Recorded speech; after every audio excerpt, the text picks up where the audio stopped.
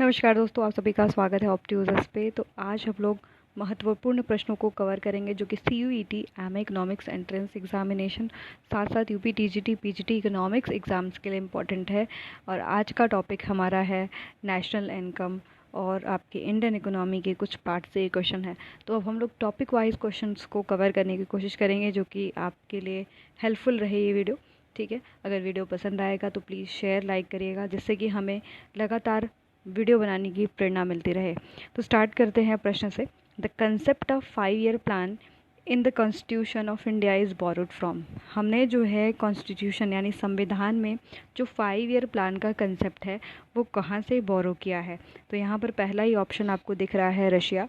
तो हमने रशिया यानी USSR जो पहले था अब रशिया हो चुका है, तो हमने वहाँ से 5 ईयर प्लान का कंसेप्ट जो है ब्रॉट किया है आपके रशिया से। ठीक है, और आप लोग जो है 5 ईयर प्लान को पढ़ते भी हो, काफ़ी इंपॉर्टेंट है 5 ईयर प्लान जिससे कि काफ़ी प्रश्न बनते हैं।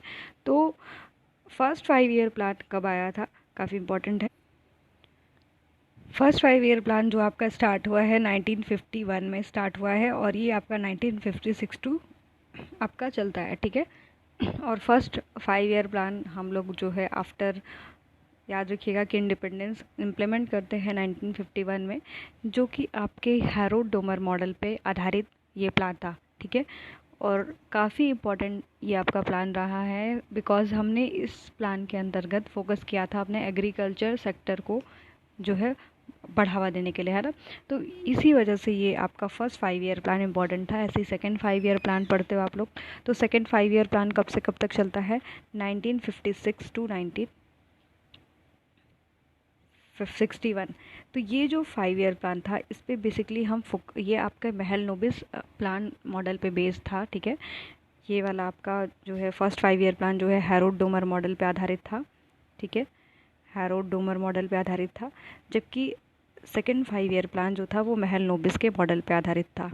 ठीक है, महलनोबिस मॉडल पे आधारित था। और इसी प्लान के अंतर्गत हम आपका फर्स्ट इंडस्ट्रियल पॉलिसी आपका 1948 देखते हैं।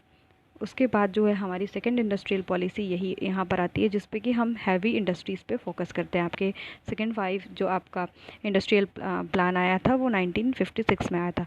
अब हम यहाँ पर जो हैवी इंडस्ट्रीज़ होती है उस पर फोकस करते हैं। यहाँ पर हमने दुर्गापुर, भिलाई और राउरकेला जो आपका मेन ये स्टील इंडस्ट्री है हम यहाँ पर आपके सेकेंड 5 ईयर प्लान में सेटअप करते हैं।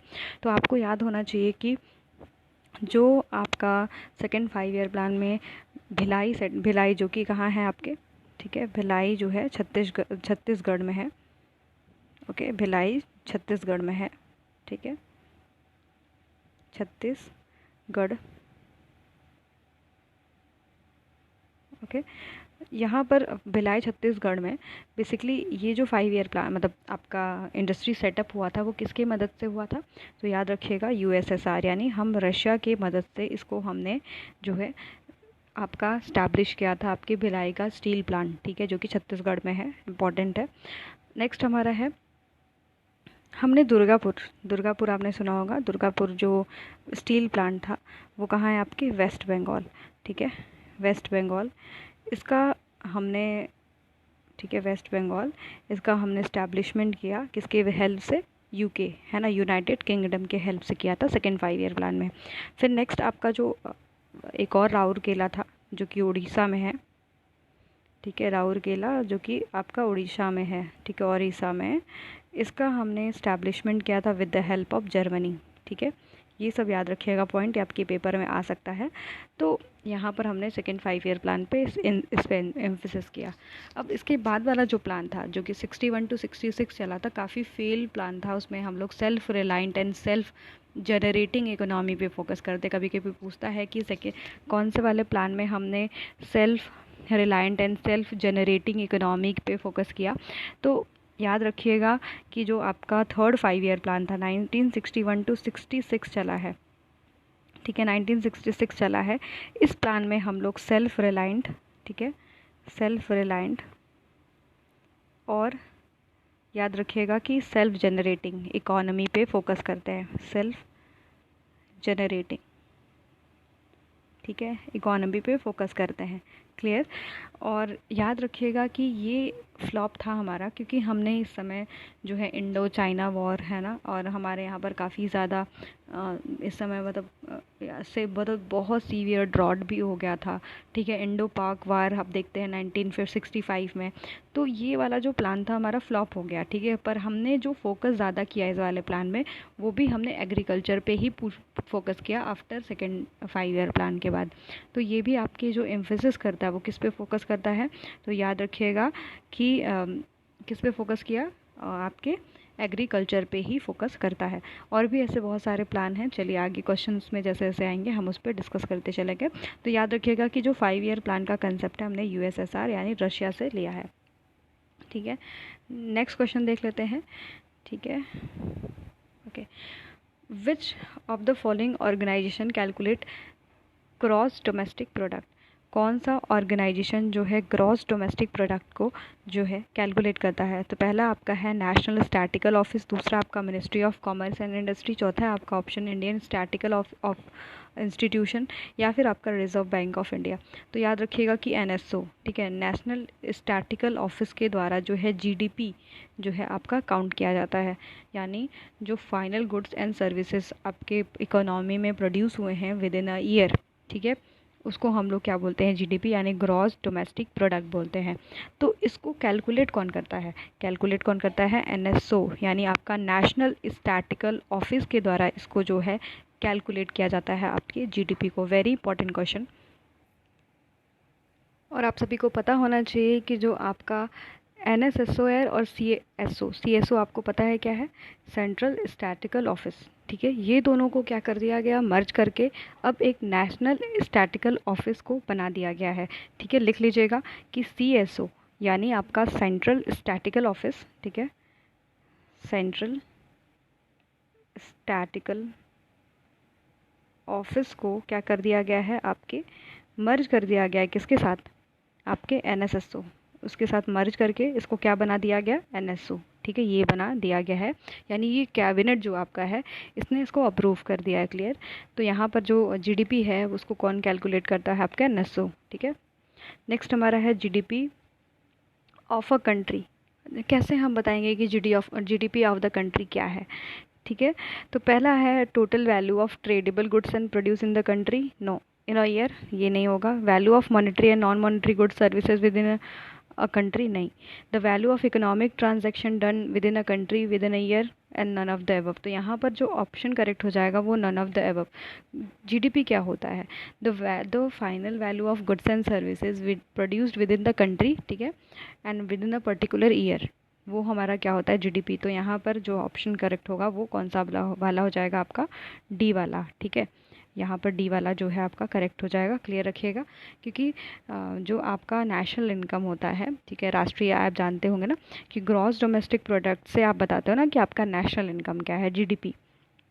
अब ये क्या होता है, ये आपका इवैल्यूएट करता है हमारे जो आपका गुड्स एंड सर्विसेज जो प्रोड्यूस हो रहा है, फाइनल जो वैल्यू है गुड्स एंड सर्विसेज की प्रोड्यूस हो रही है इकोनॉमी में पर्टिकुलर टाइम में, तो यहाँ पर उसके द्वारा ही मेज़र किया जाता है। क्लियर। ओके, नेक्स्ट क्वेश्चन को देखते हैं। The value of the value of money during the inflation. अब इन्फ्लेशन के टाइम पे वैल्यू ऑफ मनी क्या होती है, तो फर्स्ट ऑफ ऑल आप लोग इन्फ्लेशन को समझिए। इन्फ्लेशन क्या होता है, जो जनरल इनकी increase in the price level, यानी जो जनरल प्राइस लेवल होती है वो क्या करने लगती है, लगातार इंक्रीज़ करने लगती है। तो इसकी वजह से जो वैल्यू ऑफ मनी होगा वो हमारा क्या इंक्रीज़ करेगा और डिक्रीज़ करेगा, या फिर हमारा जो है इसमें जो ऑप्शन देख लेते हैं नेक्स्ट, स्टे स्टेबल रहेगा या नन ऑफ दीज। तो value of money during inflation क्या हो जाता है, आपका डिक्रीज़ कर जाता है। ठीक है, याद रखिएगा, ये आपका पॉइंट सेकंड करेक्ट हो जाएगा। Value of money at the time of inflation क्या हो जाती है, डिक्रीज़ कर जाती है। ठीक है, ओके, याद रखिएगा कि इन्फ्लेशन क्या होता है, लगातार जो आपकी जो करेंसी है, जैसे आपके पास जो पैसा है, ठीक है, आप उस पैसे से आप क्या खरीद सकते हो, ठीक है, कम चीज़ों को खरीद सकते हो, बिकॉज कि जो गुड है उसकी प्राइस क्या हो चुकी है, बढ़ चुकी है। ठीक है, सपोज़ आपके पॉकेट में 100 रुपये था, आप उस 100 रुपये से पहले 5 चीज़ें खरीद पाते थे। ठीक है, क्योंकि जो आप चीज़ों को खरीद रहे हो उसकी कीमत क्या थी, पहले से कम थी। ठीक है, अब वही 100 रुपये तुम लेके जा रहे हो, क्योंकि अब इसी वस्तु की कीमत ज़्यादा बढ़ चुकी है, तो आप अब क्या खरीदोगे, अब इसको तुम सिर्फ 4 ही खरीद पाओगे। तो इससे क्या हो गया, तुम्हारी जो वैल्यू ऑफ मनी है, वैल्यू ऑफ मनी का मतलब समझते हो कि तुम अब कम चीज़ें खरीद पा रहे हो। तो यानी वैल्यू ऑफ मनी का मतलब परचेजिंग पावर से यहाँ पर है। ठीक है, तो तुम्हारी परचेजिंग पावर क्या हो गई, डिक्रीज़ हो गई। ठीक है, हम यहाँ पर बोलेंगे कि हमारी जो परचेजिंग पावर क्या हो जाती है, डिक्रीज़ होता है ड्यूरिंग द इन्फ्लेशन। ठीक है, ओके। तो क्या कॉज होते हैं, जब आप इन्फ्लेशन होता है देश में, तो क्या करती है, जो आपकी आरबीआई होती है, यानी आपकी जो सेंट्रल बैंक होती है, वो प्रिंटिंग ऑफ करेंसी ज़्यादा करने लगती है, यानी मनी सप्लाई को क्या कर देती है, बढ़ा देती है। ठीक है, ओके। प्रोडक्शन कॉस्ट जो आपका है, कॉस्ट ऑफ प्रोडक्शन, यानी जो आप फैक्टर ऑफ प्रोडक्शन यूज़ करते हो ना, तो प्रोडक्शन कॉस्ट भी क्या होता है आपका, इंक्रीज़ कर जाता है। ठीक है, टैक्सेस क्या हो जाते हैं आपके, बढ़ जाते हैं। ठीक है, ओके। ये सारी जो है कॉजेज़ हो जाती है आपके इन्फ्लेशन के। तो हम क्या कर सकते हैं, हम इसको रेगुलेट करने के लिए हम प्राइस पे कंट्रोल करना पड़ेगा, वेज पे कंट्रोल करना पड़ेगा, है ना। बहुत सारे आप जो है आप उठा सकते हो, अपना जो है कि आप इन्फ्लेशन को कर्व कर सकते हो। ठीक है, तो यहाँ पर जो वैल्यू ऑफ मनी से मतलब क्या है, हमारा परचेजिंग पावर से है। ठीक है, हमारी परचेजिंग पावर क्या हो जाती है, डिक्रीज़ हो जाती है at the time of inflation, because prices क्या है अब आपकी ज़्यादा है। क्लियर। चलिए नेक्स्ट क्वेश्चन पर चलते हैं। विच of the following is not a indirect tax. ठीक है, यहाँ पर आपका कौन सा इनडायरेक्ट टैक्स नहीं है, तो पहला आपका सेल्स टैक्स है, दूसरा एक्साइज ड्यूटी है, तीसरा आपका है स्टेट ड्यूटी, एंड चौथा आपका कस्टम ड्यूटी है। ठीक है, तो याद रखिएगा कि यहाँ पर sales tax, excise duty, custom duties, these are the indirect tax, है ना, इनडायरेक्ट टैक्सेस है। जबकि आपका स्टेट टैक्स, ठीक है, ये आपका कोई भी मतलब यहाँ पर स्टेट टैक्स कुछ होता नहीं है। स्टेट टैक्स बेसिकली ये डायरेक्ट टैक्स के अंतर्गत आता है। स्टेट ड्यूटी जिसको हम लोग कहते हैं, ये आपके डायरेक्ट जो है टैक्सेस के अंतर्गत आता है। तो इनडायरेक्ट टैक्स यहाँ पर आपका नहीं होगा। क्या, excise, sorry not excise duty, state duty. ठीक है, स्टेट ड्यूटी क्या किस में आता है, आपके डायरेक्ट टैक्स में आता है। ठीक है, ये जो है डायरेक्ट टैक्स के अंतर्गत आता है। ओके, अब थोड़ा सा समझ लेते हैं what is direct tax and what is indirect tax. तो डायरेक्ट टैक्स जो होता है वो क्या होता है, प्रोग्रेसिव इन नेचर होता है। ठीक है, जो डायरेक्ट टैक्स होता है आपका वो कैसा होता है, प्रोग्रेसिव होता है। ठीक है, प्रोग्रेसिव होता है। प्रोग्रेसिव क्यों होता है, क्योंकि जैसे जैसे आपकी इनकम बढ़ती है वैसे वैसे आपका टैक्स भी क्या होता है, वो भी आपका राइज़ करता है। ठीक है, जैसे आपकी इनकम बढ़ेगी और ऐसा आपका टैक्स बढ़ेगा। पर आपकी अगर इनकम कम हो जाएगी, आपका टैक्स कम हो जाएगा, तो वो डायरेक्ट टैक्स होता है। पर इनडायरेक्ट टैक्स किस नेचर का होता है, तो आप लोग याद रखिएगा, दिस रिग्रेसिव इन नेचर, है ना। ये आपका जो है रिग्रेसिव होता है। ठीक है, इनडायरेक्ट टैक्स कैसा हो जाता है आपका, रिग्रेसिव होता है। क्लियर। रिग्रेसिव मतलब, क्योंकि अगर सपोज़ आपकी इनकम बढ़ी या फिर घट भी गई, तो क्या आप कम इनडायरेक्ट टैक्स देते हो, यानी कब जीएसटी देते हो। जीएसटी अब कम, अब जो है अपने जो भी आप मैगी चाउमीन है ना, या फिर तुम कुछ भी खरीद रहे हो, तो क्या उस पर जीएसटी कम देने लगते हो, ऐसा तो नहीं होता। तो अगर आपकी इनकम लेवल कम भी हो जा रही, फिर भी आपको ये ज़्यादा ही देना पड़ता है, ये जो टैक्स होता है उसको ज़्यादा ही देना पड़ता है। तो this is regressive in nature. Okay, याद रखिएगा कि ये आपका रिग्रेसिव टाइप होता है, कौन सा, इनडायरेक्ट टैक्स। ओके, अब याद रखिएगा कि जो डायरेक्ट टैक्स होता है, डायरेक्ट टैक्स में हम लोग जो बर्डन है, टैक्स बर्डन है, वो शिफ्ट नहीं कर सकते हैं, है ना। जो टैक्स का बर्डन है वो हम शिफ्ट नहीं कर सकते। अगर सपोज़ कि राम को जो है, राम के ऊपर टैक्स लगाया गया, तो राम ही उस टैक्स को पे करेगा, क्योंकि उसको उसके इनकम के आधार पे टैक्स लगाया है, वो श्याम से नहीं पे करवाएगा, वो खुद ही पे करेगा। ठीक है, तो यहाँ पर जो टैक्स बर्डन है उसको हम शिफ्ट नहीं कर सकते, कैन नॉट शिफ्ट। ठीक है, ओके, तो यहाँ पर शिफ्ट नहीं कर सकते। पर याद रखिएगा कि इनडायरेक्ट टैक्सेस में हम जो है अपने जो टैक्स बर्डन है उसको शिफ्ट कर सकते हैं किसी और पे। ठीक है, जैसे आप जाते हो ना, आप खाने के लिए जाते हो मैकडोनल्ड्स, तो अपने दोस्त को बोलते कि चल तू आज पे कर दे, तो वो क्या हो रहा है, तुम उस टैक्स बर्डन को अपने दोस्त पे तुमने शिफ्ट कर दिया। ठीक है, तो इनडायरेक्ट टैक्स में टैक्स बर्डन क्या हो जाता है, ठीक है, टैक्स बर्डन क्या हो जाता है, शिफ्ट होता है। ठीक है, क्लियर। चलिए नेक्स्ट क्वेश्चन पे चलते हैं। The India's national income was first measured by home.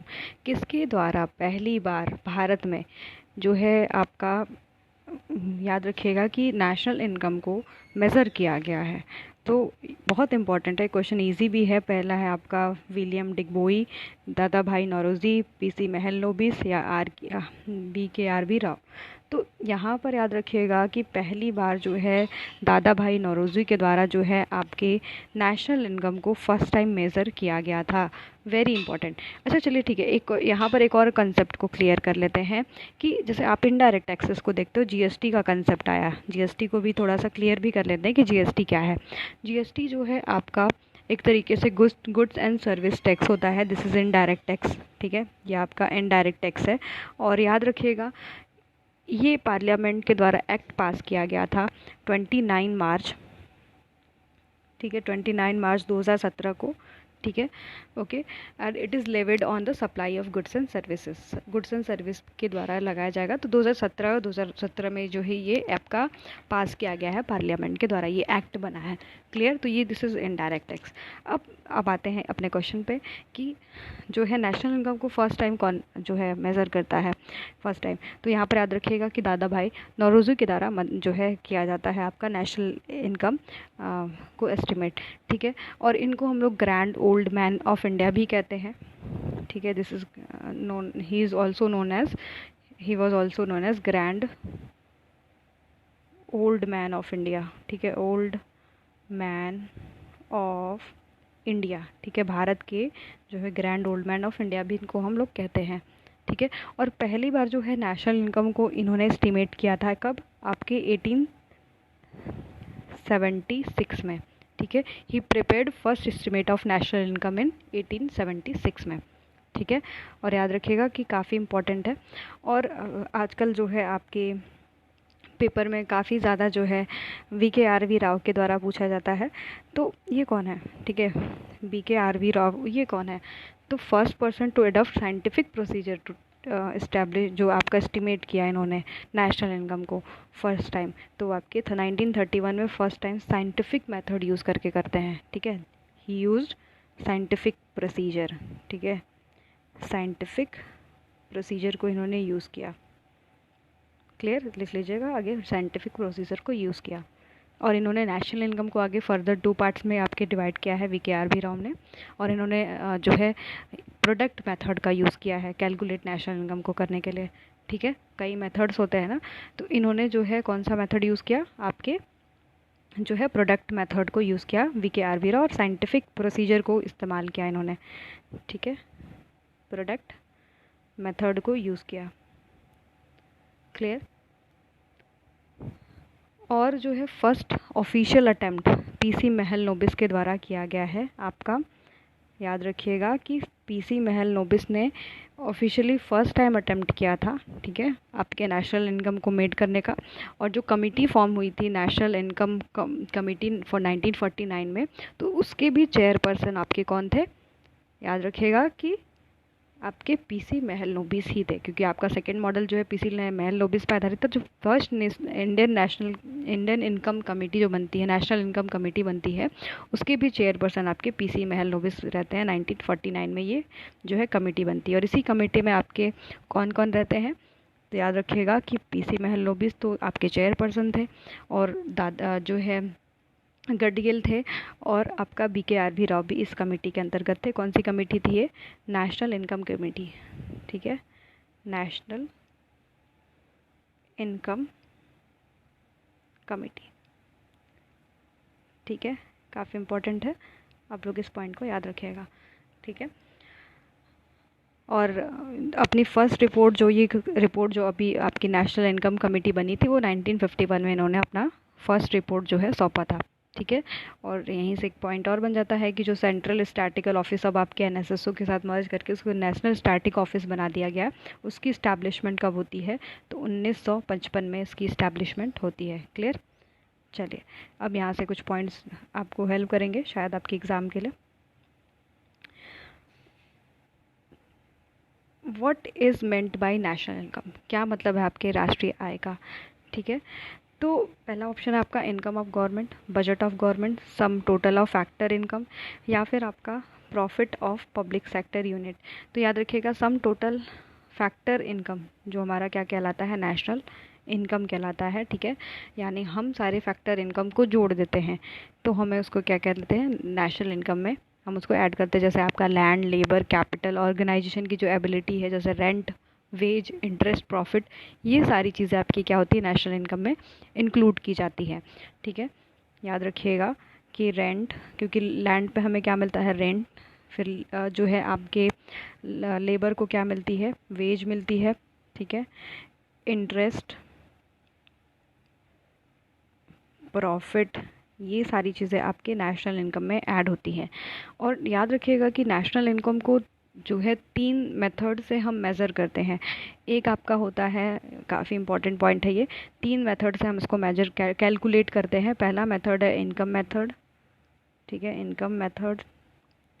दूसरा आपका क्या है, एक्सपेंडिचर मेथड, ठीक है, एक्सपेंडिचर मेथड। और तीसरा क्या है आपका, प्रोडक्ट मेथड। और प्रोडक्ट मेथड का किसने यूज़ किया था, कमेंट सेक्शन में ज़रूर बताइएगा, जस्ट अभी थोड़ी देर पहले मैंने बताया था आपको। तो ये आपके जो है मेथड्स होते हैं टू मेज़र नेशनल इनकम, ठीक है, ओके। और नेशनल इनकम को हम लोग और क्या बोलते हैं, net national product at factor cost, ठीक है। ये हमारा क्या होता है, नेशनल इनकम होता है। आपके पेपर में बार बार ये क्वेश्चन पूछा जाता है। नेट नेशनल प्रोडक्ट आप कैसे निकालते हो, तो आप जब जीडीपी एट मार्केट प्राइस को माइनस कर देते हो कंजप्शन ऑफ फिक्स कैपिटल और नेट फैक्टर इनकम से और नेट इनडायरेक्ट टैक्सेस से, या फिर आप इस तरीके से लिख सकते हो उसको कि net national product NNP minus indirect taxes plus subsidy, ठीक है, सब्सिडी। ये हमारा क्या हो जाता है, एनएनपी एट फैक्टर कॉस्ट, ठीक है, इंपॉर्टेंट है। चलिए नेक्स्ट देख लेते हैं, CRR. CRR is calculated at percentage of each bank. CRR किस पे जो है कैलकुलेट होता है, तो net demand and time liabilities पे ये जो है आपका जो है परसेंटेज इसकी कैलकुलेट होती है। तो ऑप्शन यहाँ पर तो वैसे दिया है, फर्स्ट आपका सेविंग ऑफ कस्टमर, दूसरा है रेट ऑफ इन्फ्लेशन, तीसरा क्रेडिट ग्रोथ, या फिर net demand and time liabilities. तो जो आपका सीआरआर का परसेंटेज, अभी इस समय सीआरआर का परसेंटेज जो है बढ़ा दिया गया ना, 4.40% हो गया है, ठीक है, सीआरआर का परसेंटेज, ये भी पेपर में पूछता है। तो ये कैसे आपका तय होता है, तो याद रखिएगा ये net demand and time liabilities के आधार पे इसको हम लोग कैलकुलेट करते हैं आपके सीआरआर को, ठीक है। कैश रिज़र्व रेशियो क्या होता है, कैश रिज़र्व रेशियो जो आपका पर्टिकुलर अमाउंट होता है, ठीक है, मैंडेटरी होता है डिपॉजिट करना बैंक को, ठीक है, with reserve bank of India, ठीक है। और ये कैसे कैलकुलेट करते हैं, net demand and time liabilities के आधार पे, ठीक है। करंट आपका क्या है, 4.40 है, ठीक है। नेक्स्ट क्वेश्चन देख लेते हैं, goods and services tax allowed India to become.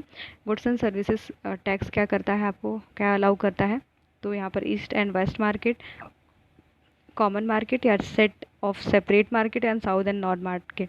तो याद रखिएगा कि इसको जो गुड्स एंड सर्विस टैक्स क्या कर देता है आपका, जीएसटी, कॉमन मार्केट। जीएसटी किस टाइप का टैक्स है, यहाँ पर याद रखिएगा कि दिस इज़ इनडायरेक्ट टैक्स, ठीक है, ये आपका इनडायरेक्ट टैक्स है, काफ़ी इंपॉर्टेंट है।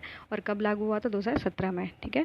तो ये कॉमन मार्केट को क्रिएट करता है, ठीक है। जीएसटी मतलब कॉम्प्रिहेंसिव इनडायरेक्ट टैक्स होता है, आपकी सेल्स पे लगता है, consumption of goods and services पे लगता है।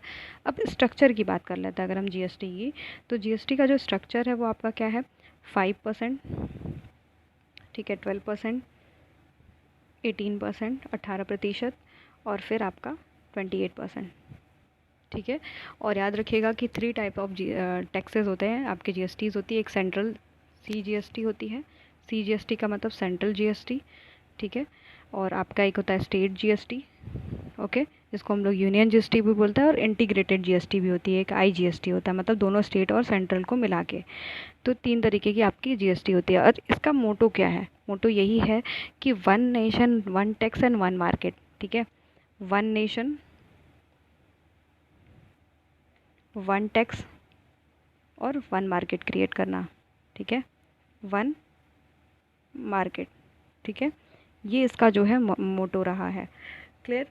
अब कौन से अमेंडमेंट के तहत जीएसटी जो है आपके भारत में आया था? तो याद रखिएगा कि 101 आपके 101 जो है कॉन्स्टिट्यूशनल अमेंडमेंट एक्ट आया था। कब? आपके 2016 में। ठीक है, ओके। इस समय जो है जीएसटी को पास किया गया था आपके, और लागू कब, इफ़ेक्ट में कब आया है? तो इफ़ेक्ट में आपका आया है 1 जुलाई 2017 को। ठीक है, ये एक्ट इस समय था आपका पास हो गया फिर, तो 1 जुलाई को आपके यहाँ पर आया है। ठीक है, क्लियर। और उस समय कौन थे आपके जीएसटी काउंसिल के चेयरपर्सन? तो अरुण जेटली थे। ठीक है, और हम जीएसटी का कॉन्सेप्ट कहाँ से लेते हैं? तो याद रखिएगा कि फर्स्ट कंट्री इंट्रोड्यूस जीएसटी तो फ्रांस था। फ्रांस ने पहली बार अपने यहाँ पर जो है जीएसटी 1954 में ही ये जो है कॉन्सेप्ट यूज़ किया था। ओके, और हमारे चेयरपर्सन कौन से जीएसटी काउंसिल के? तो अरुण जेटली थे। ठीक है, और कौन सा एक्ट आर्टिकल के तहत जो है हम जीएसटी को देख सकते हैं? तो आपका 279 और ए। ठीक है, क्योंकि एक ए इसलिए लगाया जाता है, आपको पता होगा कि अगर स्मॉल रहता तो वो पुराने कॉन्स्टिट्यूशन से है, पर अगर कैपिटल ए का इस्तेमाल कर रहे हैं यानी ये नया आर्टिकल ऐड हुआ है, तो यहाँ पर आपका 279 आर्टिकल में जो है इसका आपका बात किया जाता है जीएसटी का। ठीक है, तो ये कॉमन मार्केट की बात करता है। ऑप्शन कौन सा करेक्ट हो जाएगा? Second. Which is richest state in India in 2019? 2019 में आपका सबसे ज़्यादा रिचेस्ट स्टेट कौन सा रहा है? तो याद रखिएगा कि महाराष्ट्र सबसे ज़्यादा रिचेस्ट स्टेट रहा है आपके 2019 के हिसाब से। क्लियर। चलिए नेक्स्ट क्वेश्चन देख लेते हैं। The theory of demand and supply किसके द्वारा दिया जाता है? Theory of demand and supply easy question है, कोई तो बड़ा बड़ा क्वेश्चन है नहीं, तो याद रखिएगा कि ये अल्फ्रेड मार्शल के द्वारा दिया गया है। अल्फ्रेड मार्शल ने आपकी कार्डिनल यूटिलिटी अप्रोच भी दिया है, कार्डिनल यूटिलिटी अप्रोच भी दिया है आपके अल्फ्रेड मार्शल ने। ठीक है, काफ़ी इंपॉर्टेंट है अल्फ्रेड मार्शल आपके इकोनॉमिक्स में, अगर आप पढ़ते होगे तो आपके डिमांड बंड की बात वही करते हैं। क्लियर। चलिए, the GDP is total value of dash during specific period. GST के बारे में बात कर लेते हैं तो क्या होता है? तो पहला ऑप्शन है all goods and services produce और sold, all finish good and services produce within a country, या फिर आपका जो है ऑल इंटरमीडिएट। याद रखिएगा कि यहाँ पर फिनिश गुड की ही बात करता है ये, तो यहाँ पर जो सेकंड ऑप्शन करेक्ट हो जाएगा कि हम all finish good and services produce in the economy क्या हो जाती है? हमारी जीडीपी हो जाती है। क्लियर। ओके, चलिए नेक्स्ट देख लेते हैं। जीडीपी हमारा ग्रॉस डोमेस्टिक प्रोडक्ट इसका फुल फॉर्म होता है। ठीक है, चलिए नेक्स्ट क्वेश्चन देख लेते हैं। विच of the following is the best define net national income? कौन सा आपके नेट नेशनल इनकम को सबसे बेस्ट तरीके से डिफाइन करता है? तो याद रखिएगा कि जब हम जीएनपी में से डिप्रिसिएशन को माइनस कर देते हैं, ठीक है, यानी हमारा सेकंड ऑप्शन करेक्ट होगा। हमारे नेट नेशनल इनकम को कैसे निकालते हैं? अगर यहाँ पर एनडीपी पूछता तो हम क्या करते? जीडीपी में से डिप्रिसिएशन को माइनस करते, पर हम यहाँ पर एनएनपी निकाल रहे हैं, तो आपका नेट नेशनल इनकम निकाल रहा है, एनएनआई। तो यहाँ पर आपका जीएनपी में से हम डिप्रिसिएशन को माइनस कर देंगे तो हमारा निकल जाएगा आपका net national income. Clear. Clear.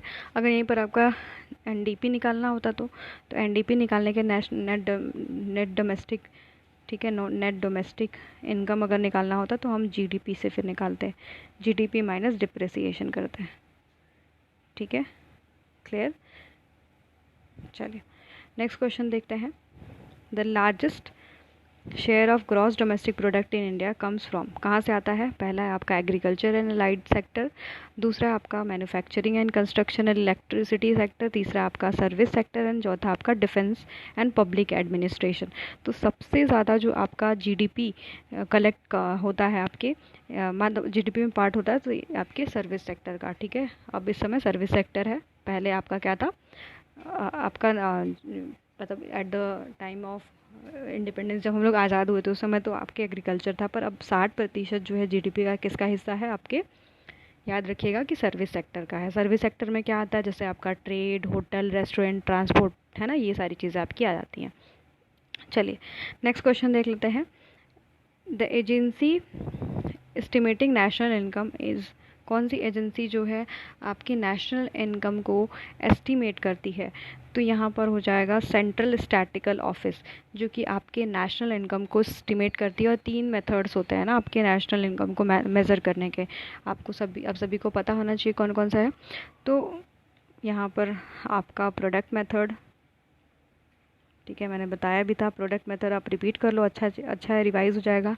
और आपका एक होता है इनकम मेथड, और एक होता है आपका एक्सपेंडिचर मेथड।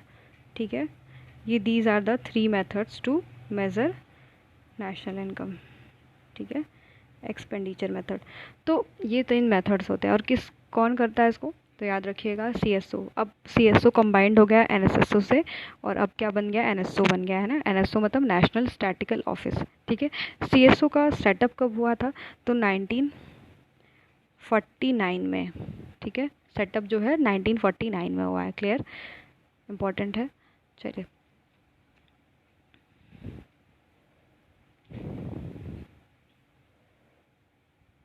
ओके, चलिए कुछ ऑप्शन को भी देख लेते हैं। तो रिजर्व बैंक ऑफ इंडिया के बारे में थोड़ा सा बात कर लेते हैं। रिजर्व बैंक ऑफ इंडिया जो है इस्टेब्लिशमेंट इसका कब हुआ है, 1 अप्रैल 1935 को। ठीक है, 1 अप्रैल 1935 को इसका इस्टेब्लिशमेंट हुआ है। और कौन से एक्ट के तहत, तो याद रखिएगा RBI एक्ट। RBI एक्ट क्या था आपका, 1937। इसके तहत जो है आपका कौन रिकमेंडेशन किया था इसको, तो याद रखिएगा इसको जो है आपके हिल्टोंग यंग कमीशन के द्वारा इसका रिकमेंडेशन दिया गया था। और पहली बार इसका जो ऑफिस स्टैब्लिश होता है वो आपकी कैलकाटा में होता है। और नेशनलाइज कब किया जाता है आपकी RBI को, तो 1949 में किया जाता है। ठीक है, ओके। और यहाँ पर इसी के पास मोनोपोली एकाधिकार है नोट को इशू करने का। बैंकर्स बैंक होता है ना, सारे एक्सचेंज रेट को कंट्रोल करता है, सारा चीज़ करता है। अब हम बात कर लेते हैं प्लानिंग कमीशन की। तो इसका स्थापना जो हुआ है आपके मतलब एग्जीक्यूटिव डिसीजन है आपका यहाँ पर, तो 1950 में इसका इस्टेब्लिशमेंट हुआ है। अब ये किस तरीके की बॉडी है, तो याद रखिएगा कि एडवाइजरी बॉडी है, नॉन स्टैचुटरी या फिर नॉन कॉन्स्टिट्यूशनल बॉडी। जैसे इसका कोई भी संविधान में आपका याद रखिएगा कोई आर्टिकल नहीं है। और ये रिस्पॉन्सिबल किस चीज़ के लिए होता है, तो आपके 5 ईयर प्लान जो बनते हैं ना, 5 ईयर प्लान वो इसी के द्वारा बनते हैं। ठीक है, 5 ईयर प्लान इसी के द्वारा जो है बनाए जाते हैं। सोशल इकोनॉमिक डेवलपमेंट को भी देखता है। ठीक है, थिंक टैंक है एक तरीके से, अब नीति आयोग में परिवर्तित हो गया है। ठीक है, नेक्स्ट हमारा है in context to income tax the ITR stand for. अब ITR जो एक्रोनिम है वो किससे स्टैंड करता है, ठीक है, तो इनकम टैक्स रिटर्न। आपने कभी सुना होगा ना कि इनकम टैक्स रिटर्न भरने की तिथि ये है, तो इसको हम लोग ITR बोलते हैं, इनकम टैक्स रिटर्न। क्लियर, आपके आय पे लगता है। ठीक है, चलिए नेक्स्ट क्वेश्चन देख लेते हैं। MS स्वामीनाथन किससे रिलेटेड है, MS स्वामीनाथन, तो याद रखिएगा ग्रीन रिवॉल्यूशन से आपके MS स्वामीनाथन रिलेटेड है। कब आपका ग्रीन रिवॉल्यूशन था, 1966 टू 67। उस समय आपका कौन सा वाला प्लान था, उसके पहले जस्ट हमारा फ्लॉप वाला प्लान चल रहा था, कौन सा, 5 ईयर प्लान जो है, 5 year plan, third 5 year plan चल रहा था। क्लियर, तो ये आपके जो है MS स्वामीनाथन ही आपके ग्रीन रिवॉल्यूशन के जनक कहे जाते हैं भारत में। और इन्होंने क्या बोला कि ग्रीन रिवॉल्यूशन के तहत जो है काफ़ी ज़्यादा केमिकल फर्टिलाइज़र की यूज़ करो, हैवी जो है आप इरिगेशन सिस्टम सपोर्ट दो, and high yielding variety seed की यूज़ करो। ठीक है, HYVS जो सीड्स हैं उसकी यूज़ करो।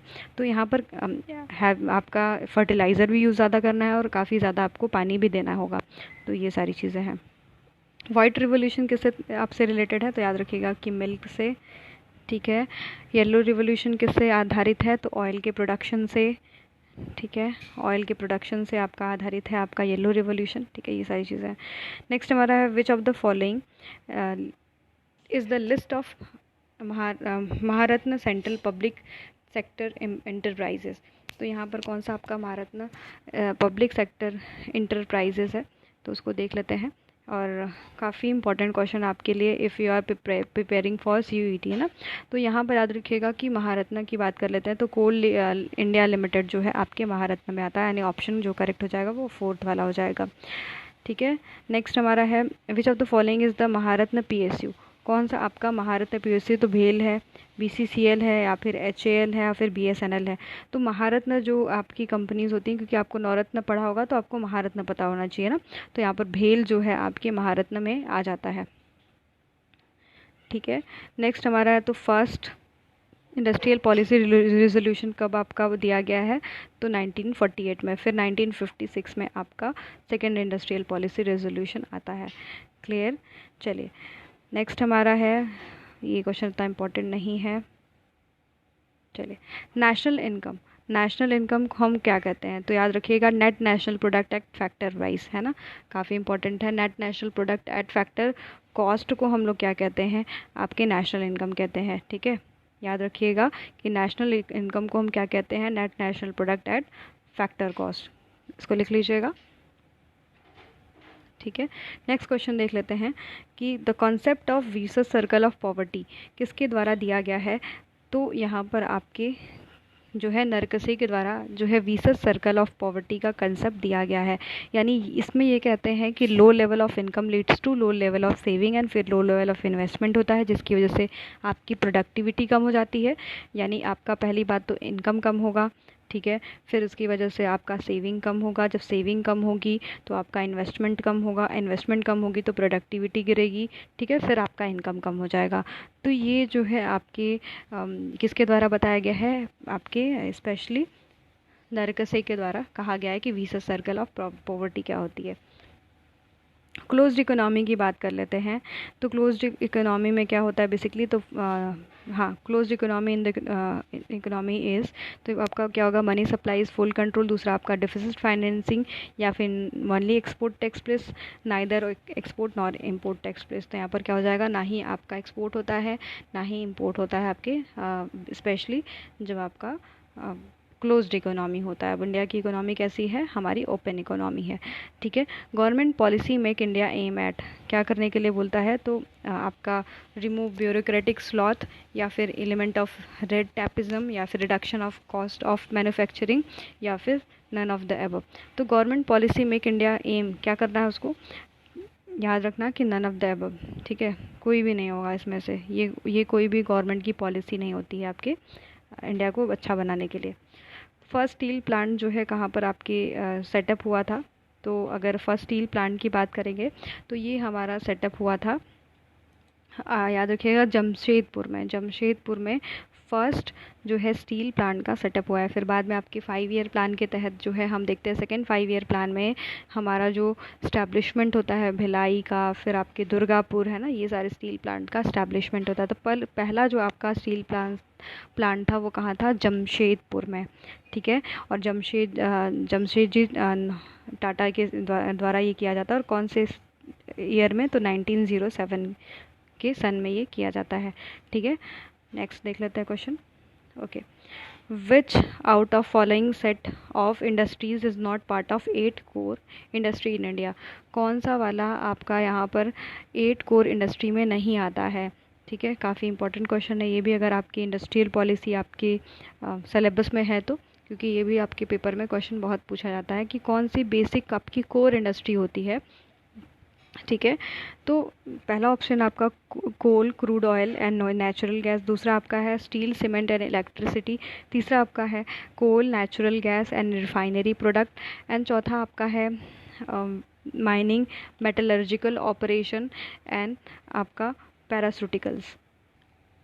तो याद रखिएगा कि कोर कंपनी जो आपकी है माइनिंग, मेटलर्जिकल ऑपरेशन एंड पैरासूटिकल्स आता है, ठीक है, फार्मास्यूटिकल्स, ठीक है। ये आपके not part of core industry में नहीं आती है, not part of core industry. Core industry में हमारी क्या आती है?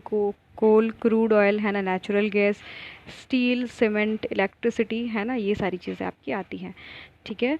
नेक्स्ट हमारा है लार्जेस्ट ग्रॉस डोमेस्टिक प्रोडक्ट। तो ये तो बता ही चुके मैं, सर्विस सेक्टर होता है, ठीक है। ये क्वेश्चन हो चुका है क्लियर। चलिए, तो यहाँ तक हमारा इम्पॉर्टेंट जो है क्वेश्चंस था, जो कि आपके इम्पॉर्टेंट है एग्ज़ाम के लिए। अगर आपको वीडियो पसंद आया होगा तो प्लीज़ लाइक, शेयर, सब्सक्राइब नहीं करना भूलिएगा। और आपको लगातार यहाँ पर टॉपिक वाइज क्वेश्चंस और आंसर मिलते रहेंगे। जुड़े रहिएगा चैनल पे। धन्यवाद।